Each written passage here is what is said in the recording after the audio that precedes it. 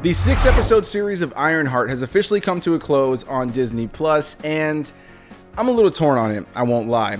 The first 3 episodes when they dropped last week I thought were pretty mediocre. I wasn't really into the show immediately, and I thought the tone of the show, the characters, and just the overall writing was kind of weak. Well, I think the performances are fine, most notably from our main star who plays Riri Williams, Dominique Thorne, as well as Anthony Ramos as the character of the Hood, and even Alden Ehrenreich in the mix.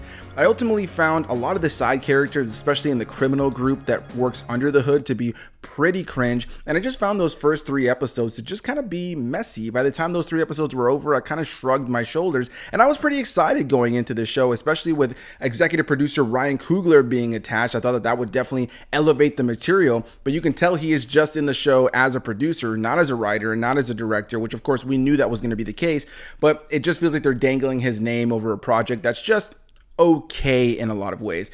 Then the latest 3 episodes just dropped that brought the finale to fans, and I found it to be more enjoyable. I thought the first 3 episodes were a mess, but I found the final 3 episodes kind of brought things together a little bit more. I think for the most part, these standouts, of course, are Dominique Thorne, Anthony Ramos, as well as Alden Ehrenreich, and a character that fans have wanted to see in the MCU for a long time that finally gets to be appearing in this show. This is not the show that I expected this character to appear in, but I thought that the actor who played that character also did a great job. It was a great way to end the series, and it definitely left me on a high on that level. But in a lot of ways, I also felt this was the kind of show that had so many references and connections to the MCU in a way that made me like the show more for those elements and less so for the story that was being told here. While I think the character of Riri Williams is interesting, and I think there are some cool moments of action with her in the show, she's not in the suit much. There's a lot of the show that feels very redundant in terms of her dealing with a lot of anxiety and panic attacks. And while I really appreciated that on a vulnerable side for the character, and as somebody who deals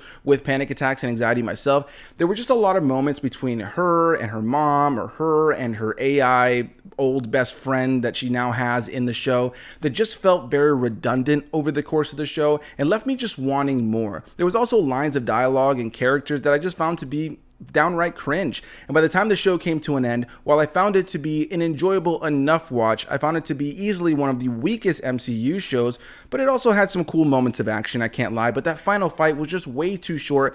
But I can't lie, with that big character being introduced at the end of the show, I am pretty excited to see what they do moving forward. I just wish I loved the show more.